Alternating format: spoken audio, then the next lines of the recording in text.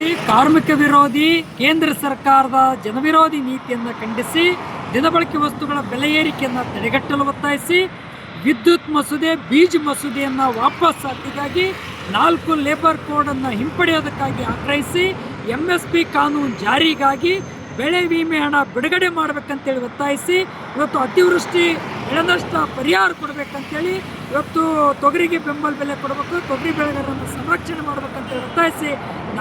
February 12ರಂದು ರಾಷ್ಟ್ರವ್ಯಾಪಿ ಅಖಿಲ ಭಾರತ ಮುಷ್ಕರ, ಆ ಮುಷ್ಕರನ್ನು ಯಶಸ್ವಿಯಾಗಿ ಪೂರ್ವಭಾವಿಯಾಗಿ ಕಲಬುರಗಿ ಸೂಪರ್ ಮಾರ್ಕೆಟ್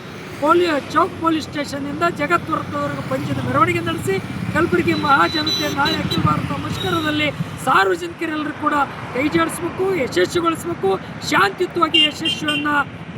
ಯಶಸ್ವಿ ನಡೆಸಬೇಕು ಅಂತಕ್ಕಂಥ ಮಾತನ್ನು ಒತ್ತಾಯ ಮಾಡ್ತಾ ಇದ್ದೀವಿ. ರೈತರ ನೆರವಿಗೆ, ಕಾರ್ಮಿಕರ ನೆರವಿಗೆ ಕೇಂದ್ರ ಮತ್ತು ರಾಜ್ಯ ಸರ್ಕಾರ ಧಾವಿಸಬೇಕು ಅಂತಕ್ಕಂಥ ಮಾತನ್ನು ಆಗ್ರಹಿಸಿ ನಡೀತಕ್ಕಂಥ ಅಖಿಲ ಭಾರತ ಮುಷ್ಕರ ಯಶಸ್ವಿ ಆಗಲಿ ಅಂತೇಳಿ ಒತ್ತಾಯನ ಮಾಡ್ತಾ ಇದ್ದೀವಿ.